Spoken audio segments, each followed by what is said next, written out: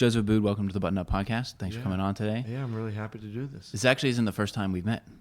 That's right. You were just telling me. Yeah, so I worked for a startup, and I was doing a photo shoot here, and I had to come and shoot the products that we were going to then test. And I've worked with dozens of brands across the world, and you are one of two brands that ever came and checked on me doing a photo shoot of your products. It was you and Christian Dior. Well, that's good company for me. I can Yes. say what a great brand Christian Dior is. But well, you know, as a designer, you know, you're never not engaged. You're always engaged. You're always looking at your product and the images that you put out. So, yeah, you know, I don't know if that's a good thing or a bad thing, but I am, you know, I'm compulsive when it comes to that. Oh yeah. Well, you were also one of the brands. Like growing up, my dad's closet was Tommy Bahama and Joseph Abboud. Yeah, great and so combination. you thought, so like for me, you were just a mythical figure. And that time meeting you in the photo studio was the first time I was like, Joseph Abboud is a real person that walks around. Well, it's so funny because there are always so many people have said that to me over my career, you know. Oh, there really is a Joseph Abboud. Well, most brands are, driven by an individual. So, yeah, I always looked at the label as a way of showing who you were for your customer, right? Mm-hmm. So the label is really something that people either respond to or they don't. So the product makes the label doesn't make the product. It's very interesting how brands can either grow and become really powerful, like a Chanel, well after Coco Chanel passed away, and or so many brands have lost their way and become just some letters on a label. Mm-hmm. And you keeping your hand on the steering wheel, though, seems like the reason that you've been able to reinvent yourself at different iterations in your career. Yeah, I mean, there's been a lot of iterations, and I really find that's kind of fascinating because it's kind of like an adventure story, really. I never really know what the next step is. I always know that I'm really driven by the creative process. That drives me every day. For you, did that really start off in your early merchandising days when you first started working in retail? You mean the whole creative thing? Yeah. Yeah. I think I always loved clothes. And so for me, even before I actually started working in the industry, I'd look at retail stores, I'd go shopping, whatever money I had, I would buy clothing. You know, I loved it. I grew up in Boston, and so I'd go to all these great stores and just kind of look in the windows. And I always remember the great store that I worked in, which was Louis of Boston. I remember saying to myself, one day I'm going to buy a suit in that store. And so there are these succession steps or opportunities that I've taken one step, and I've taken the next step, and I've taken the next step. And I still feel that way today. There's always a next step until you stop being who you are. You know, people, you retire from a job, you don't retire from who you are. You know, that's who I am. It's the good or bad, it's the creative process that drives me. Putting your name on the door doesn't help keep you involved too. It does. But you know, it's really at the end of the day, it starts with like the right idea, the right concept, the right clothes, how to make guys in 2019, 2020 look their best. It isn't about what happened in the past. But good menswear has been driven by sort of these historic elements. Sort of Savile Row has always been sort of the standard for menswear. Sort of the modern menswear started there, and about great tailoring and beautiful clothes and how to wear them. We'll wear them different in 2019, 2020 than we did in 1987 when I launched my first collection. But it's great to see it evolve. Right. Now, I think for people that know your name, I would definitely recommend checking out the Blamo podcast. You did a really deep dive into your background on that one. Yeah, but I feel like your career, really starts when you leave Ralph Lauren and you go out on your own. Right. Now, that was in 86? Yes, I launched, the first Joseph Abboud collection was 1987. It was a spring 1987 collection, so it was 1986 when I started putting that together. And while you were there, though, what do you have the entrepreneurial itch to say, I'm working for a very fast-growing brand, very prestigious brand, but I still need to do my own thing? Yeah, that's the question of defining who you are. So there was no better job in my life than working for Ralph Lauren, working directly with Ralph. And, Ralph and I had a wonderful relationship to this day. We still do. But I knew that it was something different in terms of what I wanted to do and what I wanted to say. I had felt that American menswear at that time was very traditional, very preppy, and it didn't have the same kind of sex appeal or sensuality that a lot of the European brands had. But I wanted to do it in an American way, different color palette, different fabrics, different shape. And so that 1987 launch was very successful for us because I think we hit a nerve. Yeah, and you're also in that group of, you think of Tommy and Ralph and even Donna Karan. Like Right. that was really the seismic shift in the fashion industry, going from people shopping at manufacturers to now thinking about labels. That's right. And I That's think right. did you see that happening, and that was part of the impetus?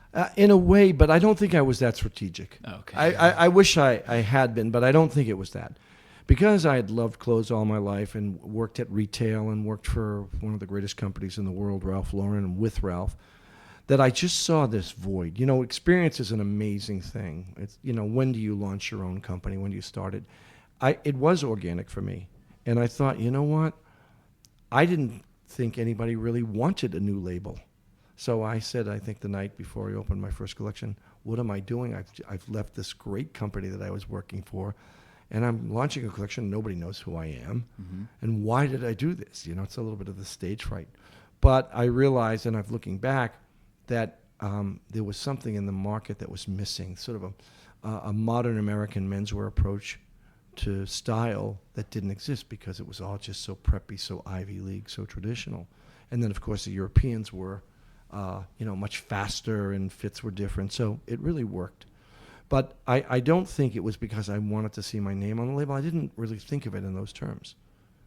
And prior to that, the manufacturing names like the Hickey Freemans and the Hartschaft and Marks were what men knew in the 70s. And even Italy, I think I've mentioned this before, but Italian designers didn't really emerge until the 70s. They were mostly manufacturers. The French designers really dominated the 60s. Mm-hmm. So, it's kind of fascinating how the labels are important or not important. Yeah, and you've said that your experience in Paris was really transformational for you, and then but that informs where you went with your own line. But that's also around the time you started having a family too, right? So on the personal side of things, you were having children and growing a family. Right. Well, interestingly enough, so I'm a little bit of an older dad, so my first daughter wasn't born until I was 40, and I remember I have two girls now, and they're the best creations in my life. But I remember when I had my daughters, I said to myself, I don't want to have someone else define who I am. I want to be able to look in the mirror and define who I am and control my own destiny. Mm-hmm. And the reality of the fashion business sometimes is we all try to get the covers of magazines, and it's a vicious battle often, and I don't want to play that game. I feel I'm more of a craftsman. This is what I do. I love my craft. I love doing it.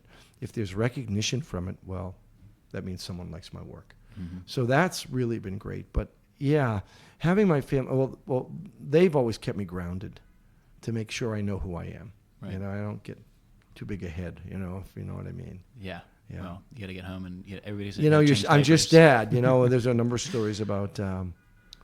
Lila, who's my older daughter, one time, she was probably about 12. I came down, I was going to a board meeting, and I had on a beautiful gray flannel suit, and I had a tie on, and I said to her, how do I look?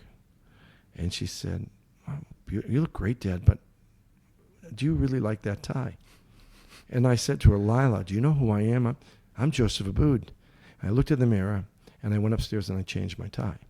And so it shows you that you can't take yourself too seriously. You're always going to be dad. But it also shows how the women in your life very often can be an influence on your own style. Your mom, your sister, your wife, your daughter. So it's really interesting how, clothes play for both men and women. Yeah, exactly. And now in that phase too, so like late 80s into the 90s, that was also when a lot of outsourcing was happening in the industry and moving to Asia and manufacturing. Right. But you always had kind of that root in the manufacturing in Boston. Yeah. Well, the factory in New Bedford, Massachusetts, which we, I'm so proud of, it's been making my clothing since I launched in 1987. We have about 800 people there. And, it's one of my proudest accomplishments is that we had an idea, just an idea. And I remember you'll appreciate this, when I launched the first collection, a lot of the editorial around it was, it's really great, but it's very editorial. Now, that's a way of saying, well, it's not really commercial. It's not going to sell. Mm-hmm. So the first year we launched the Joseph Abboud collection, we sold 2,000 suits out of that factory. in the last few years, we've done about 340,000. And so it's all been made in America, and it's grown with the brand, and I'm so proud of it. And it was we did it before it was cool to make in America, because my partners wanted, if you're an American designer, you should try to make it in America. So it was great. And now at that time, did you bring mentorship along with you from Ralph Lauren, or like how did you find mentors in that earlier stage of your career to kind of guide you? Well, you know, my two heroes are Ralph Lauren and and my old boss, Maury Pearlstein from Louis of Boston, who was a great retailer. You really have to merge the design side with the retail side. Mm-hmm. But I had enough experience for all of the years that I had been working is to bring in and create my own design teams. And I always, when I looked to hire designers, it wasn't always the most creative designer. I always looked for the most intelligent designer, because we're problem solving. That's what we do all the time. Mm-hmm. Like, how does the guy live? How does he use his clothes?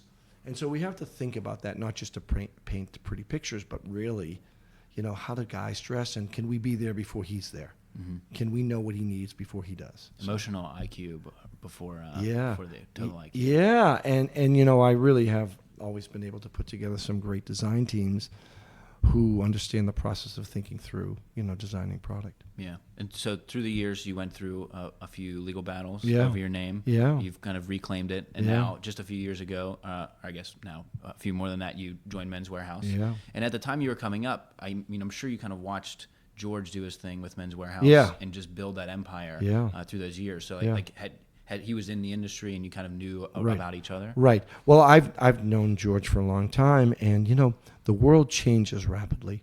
What was right when he launched, his business is 40 years old, or Menswear House is 40 years old.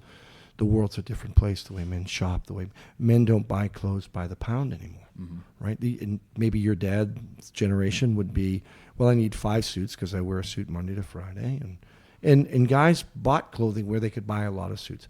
Today, it's much different. So the world, even the world that I started, is a different world. Although, interestingly enough, some of the tenets, some of the ideas, or some of the concepts about softening men's dress and making it more like a woman's wardrobe was my first idea in 1987, is to be able to be more flexible and, as I said, a little sexier, a little more appealing. But seeing George and he built a retail world, to me, the future of our industry is vertical. That's the future of the world. There aren't as many retailers to sell today, unfortunately. And very often, the retailer may not interpret the brand the appropriate way. So if you can control your own destiny by making your own product, selling it online, how you need to sell it, or in your own stores, you have much better control of your destiny. Right. Yeah. So now, like in the kind of machinations, you know, like George is no longer with this, but you also merged Joseph Abboud and Menswear House. Right. So we're now at the Taylor brand headquarters. Right. One of the major ones there, and you are the head designer. Right. To oversee a lot of that. Right. And you know, but you also have your flagship store. Right. And your e-com store. So Right. it seems like you were able to say, like, this is what's going on in the market, and now this is what I have to do. The great thing about the store is it's the leader for everything we do within Menswear House, in terms of new ideas, new fabrics, new color concepts. So we use that very often as a laboratory. That store also serves as an incredible opportunity for our licenses. We have about 100 shops in Japan, Joseph Abboud shops. We have a great partner called Onward Kashiyama. And they come and very much are inspired by what we do at that store, the way the windows look. It's really important to continue to present great menswear like that great men's specialty store. Mm-hmm. So it isn't just about price, and it's not just about promotion. It's about great product, well-styled. And that's why it's important. And to have, as Taylor brands, we need the discipline to understand the dynamics of each brand we have. Mm-hmm. Joseph Abboud should be positioned as the hippest, coolest, traditional place for a young guy to shop. Menswear House can be more of a house of brands where we can offer a variety of labels. And Joseph Abboud, which has always been kind of our crown jewel in terms of made in America, that also represents something different. So it's our obligation as tailored brands to make sure we define each brand properly. Yeah, and how do you think of that as a designer to say, like, here's your hero, the product, the Joseph Abboud line, but then you can also get Joseph Abboud in each of the brands? I believe in all of our brands, and I believe that it's a price-value proposition. It isn't about price. I think the greatest myth in the world is that people buy price. They don't buy price.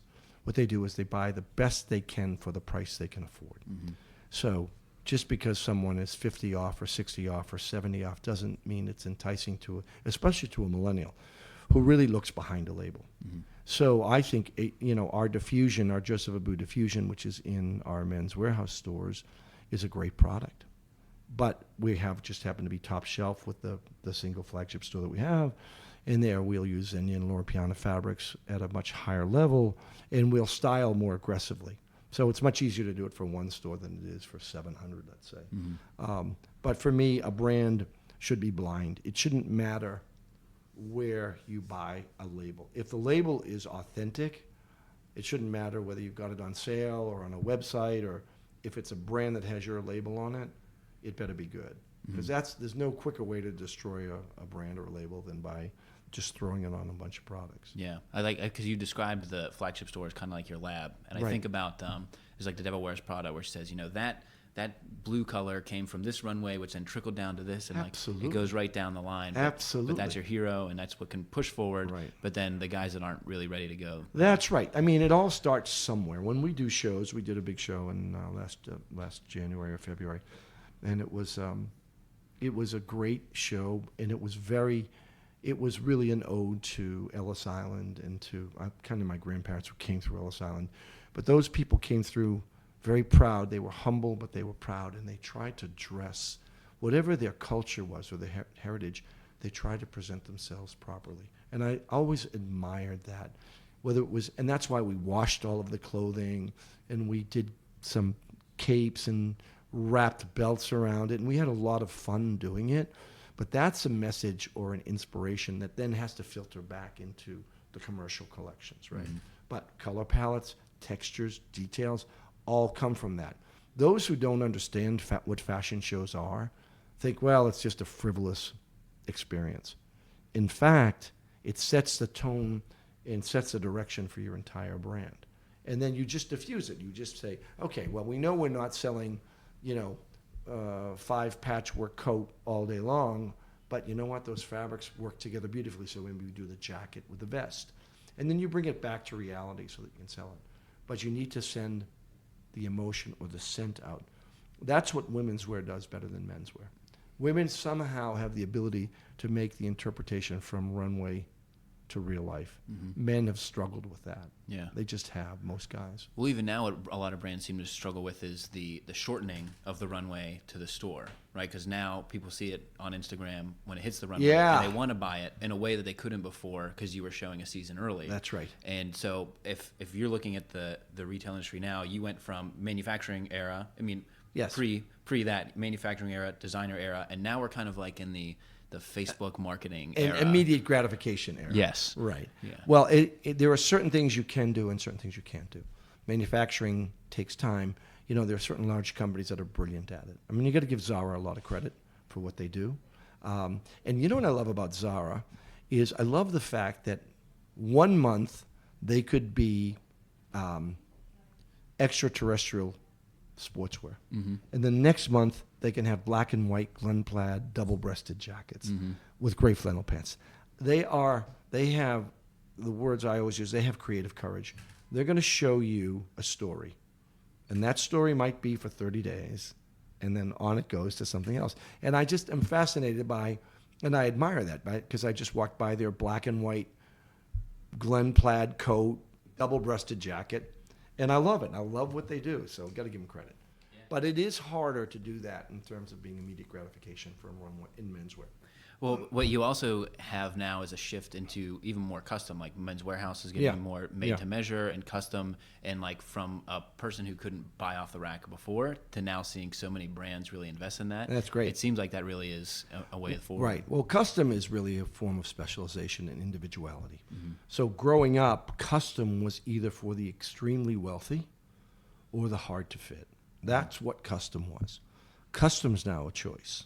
You want to have a 3-piece suit. You want a flannel suit. You may not find that on the rack, but you want something special. And that allows you to go as far as you want to, right? Oh, I want a red lining, or I want a printed lining, or, I want pleated trousers. I want all of this sort of thing. It's really fun. It's fun to see the young guy getting engaged into that. Yeah. And it's definitely an enthusiast, though, because like there's still guys that just want to walk in and buy Well, a few yeah, suits. but I think that every guy wants to be perceived a certain way, even the guy that doesn't get dressed up. So if he's got a special occasion, it's got a wedding or a special event, I think he wants to feel like James Bond. Every guy does. Mm-hmm. They may not have the confidence to know how to do that. So that's always been my job. How can I give not the fashionista, not the smart fashion guy, I want him, but how can I give all Americans a way of looking at dressing that allows them to feel good about themselves? Yeah. Body types, right? If you're going, when we talk about LA and New York, we may be more aggressive in styling, but in the middle of the country, people may be a little bit more conservative. Mm-hmm. So how do we make them feel good about the clothes they buy? Yeah. And that's, for my whole career is about educating and teaching men how to feel and look good, and I think that's really important. That's my mission. My mission isn't to sell more clothes or to make myself a celebrity through a label, but really, how can I, because it's been my goal, and you mentioned Paris before.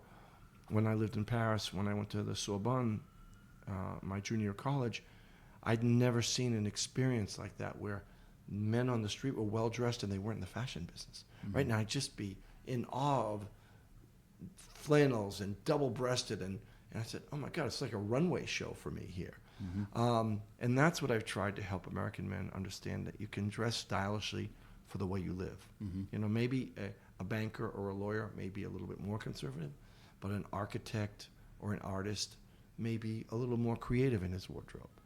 A journalist can have more fun with it. So, I really like to celebrate the difference and help men understand within whatever they do how they should do it. Yeah. And how do you look at now with the increasing amount of like sustainable fabrics? Yeah. And the industry is really seeming to embrace the fact that it has done pollution, but now there's like things to kind of counteract that. Right. So part of me thinks that I just delivered our 2020 trend report that I do to the company, the entire company. And one of the trends, and I'll give you a copy of it, is called the new norm. So the new norm is traceability, sustainability, recyclability are words that get used every day from product to packaging. I don't think we've figured this all out yet. Mm-hmm. Part of me believes that someday the world may ban the production of non-recyclable products because we can't, and I'm not a zealot, but we can't continue to produce things we can't get rid of. Mm-hmm. Yeah, definitely. That's what. There's one guy who will know who he is that emails me about, yes, bamboo is a great material for some of the stuff, but actually the production isn't that great, and like we're kind of all over the place, and it's still very early days. Yeah, but we are early in this. Yeah. I'll let you take one of these. All right. So I have in hand the fall 2020 trends. I'm going to study this for well, you can some do of my it upcoming videos. So what I do every year is, along with our design team, we put together 6 to 8 trends, color trends, ideas. If you open to the first page, go to your next page, and this was it's called, the first trend is called Generation S suit. And if you look at that, it says splitting the suit atom, mm-hmm. which is really interesting. The suit isn't just one thing anymore. Mm-hmm. So I've broken it down into 3 categories of where the suit's gone: the sartorialist, the new utilitarian, and the non-suit suit. So I work hard at thinking through the evolution of design and our product and where men are going to go. The millennials aren't the only consumers, but they are a big driving force. So if we can get inside their heads and understand that they're going to be the next important generation for our business, how do we talk to them so they understand it? The reason I probably bought one of my first like real suits and ties is Mad Men. So I'm one of the millennials that was swept up in the Mad Men See what I mean? Generation. And you know what you have? You have something called genetic memory. You don't know that, but why do guys love navy blazers or gray suits? Because something tells them that that's something they need in their lives. Mm-hmm. And I particularly love that. I love the fact that and now with this generation, there's more ability to know about things. If you really like something, when I was growing up, you just had to kind of find it. Mm-hmm. Now it's instant gratification. So if you wanted to know about Savile Row, just Google it.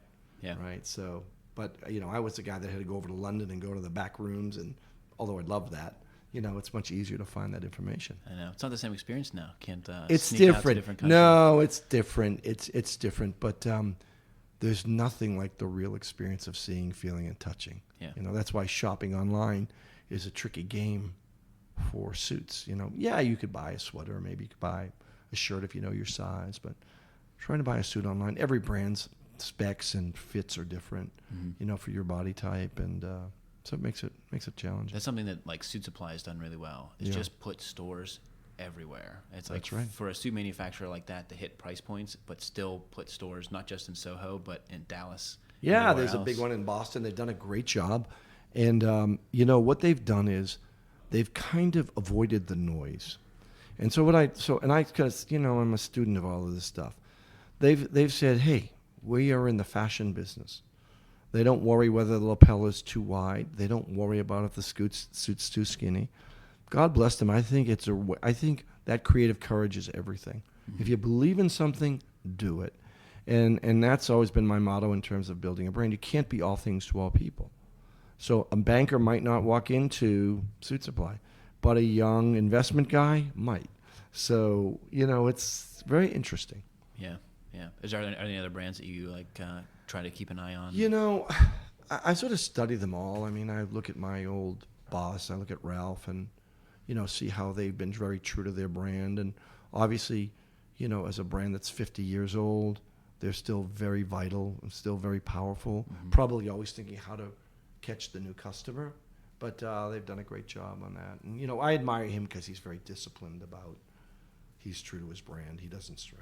I was talking to some cobblers, and they were talking about how like designer and luxury shoe brands don't really make their shoes well, but he said the one person that does is Ralph Lauren, and I was like, that was really cool. It's interesting, right? Well, it's always that sort of quality and like pizzazz and like flash. So I like a little bit of both. I always like to think there's quality behind. If someone's going to go out and spend a lot of money on something, it shouldn't just be for the name or the fact that it's really hot. There should be some value to it. It's kind of like buying a Rolex watch, or a BMW, or always hoping that there's some style to it, but there's also something behind it. Yeah, it's like it's the Steve Jobs painting the back of the fence just as well as the front. It's because you can feel the quality. It's 100% right. Yeah, I can always remember my first iPod Mini. I'll never forget it. 100%. It's funny that you say that because that business was built on creativity. That wasn't built with consultants or analysts. That business was built on an idea. And then, of course, you need the discipline of, strong financials and some data. But it doesn't start there. It starts, it's combustion, right? The idea is combustion. That's where businesses start and then have a vitality. The Suitsupply thing, the guy just decided he wanted to be in the suit business. He didn't really, it's an interesting story. And he didn't have a lot of data and a lot of analysts. He just said, I want to do this kind of cool thing. That's where real creativity is born, and that's how businesses become the Apples, the Microsofts of the world. Yeah. Well, earlier I mentioned that you were a mythical figure, kind of like Tommy Bahama, but the other person I would equate to is Eddie Bauer. There were Eddie Bauer expeditions. There's also a Joseph Abboud GM, like Sierra, right? Yeah. And you did that thing. So that was fun. Yeah. Yeah. I don't know. That was fun. You've been very prominent in raising money for breast cancer awareness, and I think that's something to touch on too. Is like you've been very philanthropic as you've found success. If you save one person, you save the world. You can't do everything for everybody. My mom and my sister passed away from breast cancer, and so with the CFDA, it was really kind of great. We were designing. It was called Concept Cure, and we were designing cars to raise money. Individual cars. So I ended up designing this GMC Sierra, and it was really cool. It kind of was like right out of Indiana Jones. It had shirling seats. I put a map on the ceiling, so a sepia map, and I had taken a stone from Nantucket and put a worry stone in the console, so that if you're sitting in traffic, there were leather straps holding the back, and I desperately wanted that. Well, they should have made two. They should have made two, but we only made one. However, I was so proud because it raised the most money for breast cancer. I think we raised $250,000 on the sale of that car. And I have pictures of it somewhere, but I think it was this bronze color, and I thought, like, I was surrounded by my environment while I could be driving. It's really cool. And then I ended up working with General Motors on designing some cars for them. So, yeah, it's fun. I think the creative process can go in a lot of different directions. That's right. All right, well, we have a few rapid-fire questions we ask every guest. Yeah. These are like 1 or 2 word answers. Okay, I'll try it. If I may not be able to do it, but I'll try. All right, I think you'll be all right. All right. All right. What's your preference? A lot of these are preference. Yeah. So Oxfords or Brogues? Oxfords. Morning shower or evening shower? Morning shower. Cardio or lifting? Cardio, because I play squash. Oh, very nice. Your favorite Bond actor? Oh, Sean. I mean, it's no question. Sean Connery. It's a very generational thing. Young guys will say Daniel Craig or. By the way, second is Daniel Craig. Okay. So from him to Daniel Craig's fantastic. I love him. I know. I can't wait for the new one. Yeah, I love him. I follow the set photos and see what's going on. I love him. The last book that you read? Oh, my goodness. The Historian. Yeah, because you're into philosophy and literature. Yeah. There's a lot behind that. So loafers or sneakers? Loafers. Spring, summer, or fall, winter? Oh, easy. Fall, winter. Easy, yep. And if you're like getting in the shower and to pump yourself up, what song are you playing? Oh, my God. How to Save a Life. With the Fray? Yeah. Very nice. Yeah. You've survived rapid fire. Yeah. What's we always ask too, like what is something that somebody would be surprised to learn about you that they might not know? That I have an amazing sense of humor. Okay. That I actually, I have to curtail it a little bit, but I think humor is sort of the great medicine of just when things are tough, or I just really find the humor. And when I wrote my book Threads, there's a lot of humor in the book because I don't think you can take yourself so seriously in life. We all do what we do. I design clothes, so I haven't found a cure for cancer, so I know my place in the universe. I know what I do. And but I want to love what I do, and I want to have humor in it. I really do.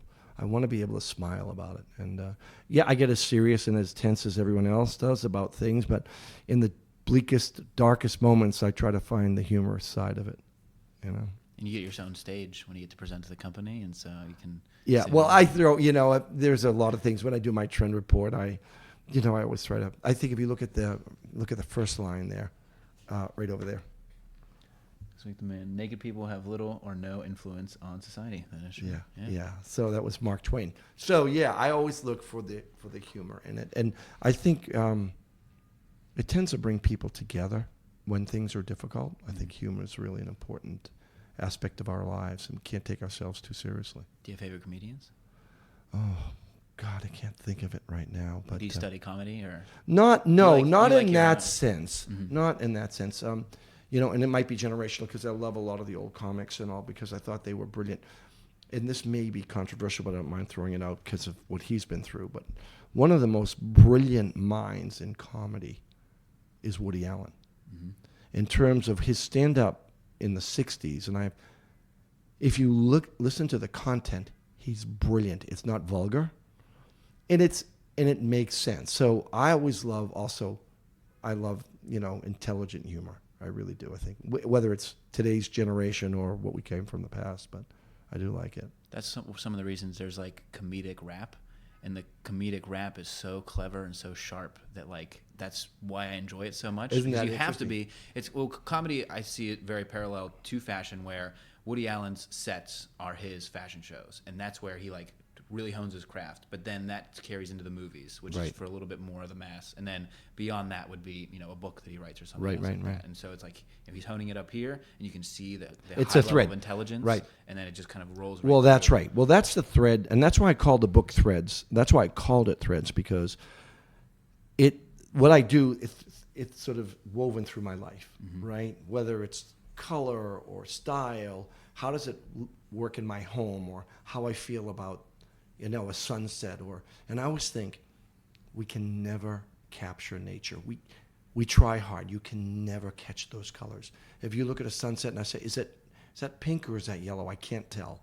It's brilliant. I mean, Mother Nature's like the best fashion show you're ever going to find. So those things sort of are permeated through my life. Just kind of my experiences about my surroundings, the people I'm with, the moments I have, and they don't have to be glamorous at all. Right. Yeah, there's definitely the other thread through a lot of your stuff, though, is the importance of family and the people around you as well. Yeah, well, even some of my happiest moments at work is if I'm sitting here late looking at swatches. I don't need a lot of people around. Many times I'm doing it by myself. I always say this to my design team, and it's a good way to look at life. I always say to them, okay, go out and find something I don't know. Show me something I don't know. Just do that. You know, whether it's a swatch or a silhouette, find something that we haven't seen. And it forces them to keep their creative thoughts on a higher plane, right? And that's what I do that to myself all the time. Show me something I don't know. It's good. You always got to keep discovering. Yeah. So what are you most excited for in the next like year? Like what's kind of the next thing you're excited about? Well, I think the shift in the focus on, I'm thrilled that there is so much focus on men's fashion. Thrilled me about too. it. Well, yes, for the obvious reasons. And that the intellect of the new consumer is something we can't take for granted. The young consumer is a much smarter consumer today than we were at the same age because of the age of information. Mm-hmm. So if they want to know a brand, they go in, they research it. They're really smart about it. I think it's going to challenge manufacturers and designers to understand we have a much more intelligent audience. And price alone is not going to get you to buy a suit or a jacket. It's got to, and it doesn't matter what that price might be. If it fits your budget, great, but it better fit your personality and your style. So I'm most excited about where young guys are going and they're getting dressed. The suit is not dead, by the way. It's just, as I told you before, it's just morphed into something different. Yeah, definitely. Like, and you can even see it in the collections as we walk through your office here. It's a lot more separates. There's a lot. That's right. You know, they're still tailoring, but you're breaking it up in a way It's that's softer. as it wasn't before. That's right. And that's how I launched my very first collection. The very first season we launched was really about separates. And that's when we got our first shop at Bergdorf Goodman, that very first season. So we touched a nerve then, and it's still being evolved and continuing in that same way that men are loosening up the way they dress. That's great. Joseph, thank you so much for supplying my father, half of my father's. Yes, we'll tell him I said hello. Everything you did, and we're glad to have you on the podcast, and great, excited to see what comes out of 2020 trends. Thank you. Thanks for having me. All right. Thank you for listening to the Buttoned Up Podcast, a collaboration between John Shanahan of The Cavalier and Brock McGough of Modest Man, and we will see you next week. Well, you know, the funny thing about the James Bond thing, so if you really study James Bond and you look at, the one movie where the clothes are specifically really good is Goldfinger. Yes. So it's the gray sharkskin suit that he's ruffled up in. He plays golf, and after golf, he's got on this sort of beautiful, in my mind's eye, I know what the fabric is, this nail-head brown jacket and like a covert trouser, and maybe a brown suede boot. And I'm saying to myself, I mean, this guy was like the perfect, his tuxedos were perfect, you know. Now, Daniel Craig's were great. They were great. And he dresses well, and he's got the physique, he can wear it. But there was something very sort of tailored Savile Row about. And don't forget, that's 60s, okay? So there's a little flair to the coat. Another interesting movie, and maybe at some point you might think about doing clothes in the movies if you haven't done that already. I've done a couple of James Bond videos. I'm friends. There's a guy who runs the suits of James Bond, and he goes into the most extreme detail on his suits, where they came from, how they were made. That's fantastic. And I did a couple of videos where I took some of his blog posts and then added Oh, footage that's to them fantastic. to make them into videos, because he's very critical of Tom Ford and like where it's gone today. He loves Roger Moore and Sean Connery. Those are like the two that he really focuses on. But I have the Glenn Plaid check suit. That was one of the suits that I was like, I gotta have. That's the perfect suit. That's the perfect suit. Which with a black tie, if I'm not mistaken. Yeah, black grenadine tie. Yeah, it's beautiful. Well, the other thing too is I was just watching Marathon Man, which is a film in the 70s. Dustin Hoffman, Roy Scheider. Now, this is kind of the era that I grew up, and I was watching it closely. Laurence Olivier plays a bad guy in it. But Roy Scheider is Dustin Hoffman's brother. And he's sort of this international, so his suits are fascinating to me. That period of time, there was a lot of flair to the bottom of the coats. Mm-hmm. So they were longer coats, and they kind of gave you this presence. So the coats went like this, and we called it a flare. The coat had a flared coat, or had a skirt. That's the terminology we used. Like a riding jacket. Very much like a riding jacket. The trousers tended to be slightly flared, and guys wore heels. So a lot of let's say a Chelsea boot back then, the heel might have been that high. So the way the pants sat on a guy that was well built, there was this sort of Hardy Amy's moment that was, oh my God. You know, and it was, I know it's dated, but it was so beautiful. So there's these eras of time that we can take and look at, and then we can translate it into what should be for 2020, 21. Yeah. But it's inspiring. Well, in the way that you can't really take Leo's suit in The Wolf of Wall Street from the 80s, Right. This like right out of Goldfinger, those suits would look good today. Amazing, It's right? the way that it all comes around. Like that suit wouldn't look great in the 80s because it would Right. look old. But now that we're 50 It's years out, exactly. came right back. So sometimes the cycles change slightly differently, but we've been through when we launched in the 80s, we were replicating the 30s. Right. yeah, Because shoulders were bigger. All the films, like the Hollywood stars of the 30s, they all had stylists. I mean, they were groomed by the studios, right? Their wardrobes. There's some great like leading men books and things where you look at like Gary Cooper. He's got this tweed coat on with this really beautiful paisley scarf, and you go, if men could only dress like that. And so those are the things. And I love the fact that your generation, and especially you, are doing this because someone has to carry the torch for men. It isn't about price only. It isn't about conformism. It's about individuality. Mm-hmm. And I love that. In this generation, and I have two daughters, one's 28, one's 25, as I told you. Like I use all their boyfriends as my focus groups, right? They all look like you. They all came out of like good central casting. They all guys you could all be runway guys. And I look at them and I sort of understand, like they don't want too much flash. Mm-hmm. The younger guy is interesting in a weird way, although he wants leaner and slimmer mostly. He tends to be more, I don't want anything too bold, or he's not buying from our brands like Igara, or he's buying things that have a little bit more longevity. And I'm having the best time. some of the comments I get on my YouTube videos like, why is everything you review so boring?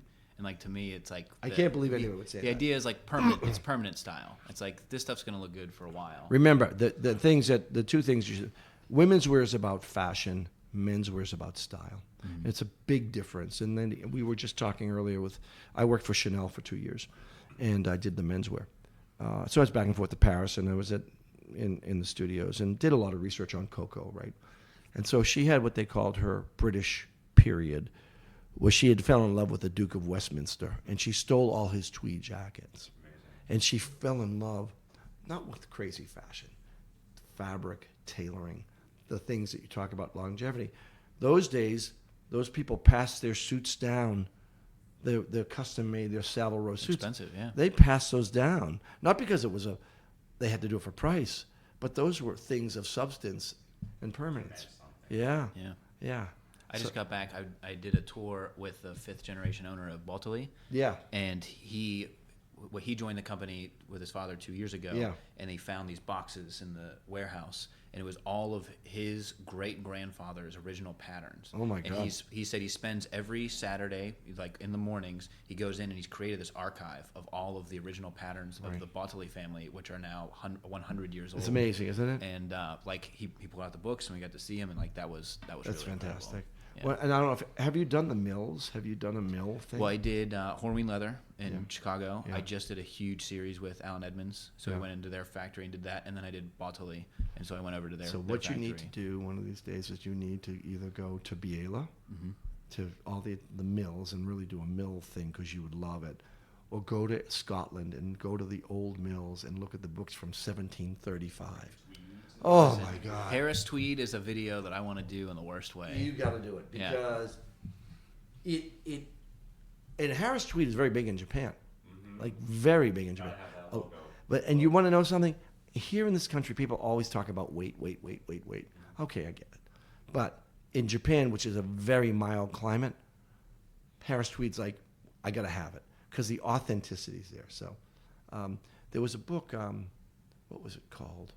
Peter May's a director, writer, author, and it's about a fabric that it's a mystery around fabric. I'll try to send you. You might want to read it. It's interesting about fabric development and stuff. So kind of fun. Yeah. So, oh, good. Well, when you do a Harris Tweed collection, we'll go Okay, to the we'll do it. factory. Yeah. It's an idea right there because tweed's a magical fabric. Yeah. Mm-hmm. One of the trends we did last year was called Tweedology. It's not in this book, but it was about the spirit of what tweed is, not just tweed itself. But so you'll get a kick out of this. There's a Suitsupply guy right there. Who's that? That's the Suitsupply. I recognize Yeah, him yeah. anywhere. Yeah. That's the Suitsupply model. Yeah. Oh, Blake Scott. I'm friends with him. Well, that's cool. Yeah. Well, a lot of the Suit Supply guys were my guys, like Right. Gino and Mahmood. You know. Oh yeah, those shoots just strike me as so like really modern. Yeah. And slim. There's no. I'm not putting it down. No, they're good. Well, I'm just saying that I love the fact that they used the models I used. Oh right. I'm like somehow I've taken on that. I'm flattered that they used the guy. Well, they're good fits. We know those guys are good fits. So that's true. I do think like even myself, I went from wearing really skinny and slim a few years ago, and like now I'm loosening it up. It seems like that's It's happening, and that's. happening. But the thing is, like, I'd written a piece. I'll forward it on to you. When I wrote it from Women's Wear. When did the skinny suit get too skinny? Yeah.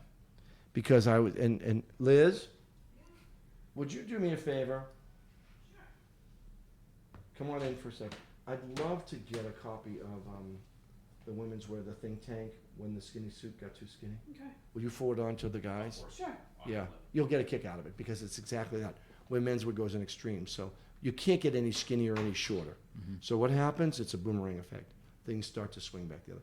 But you know what? A little fuller pant with a pleat starts to look pretty cool. Yeah. It's You having know? a moment. It's gonna happen. Yeah. I just got two pairs of trousers that have single pleat. Yeah, Awesome. Yeah. yeah. It's a good look. Well, I hope this was helpful, Yes, extremely. and I'm thrilled that you wanted to do it. I'm sorry we had to cancel as many times. I'm sorry about the fire alarms. Happens.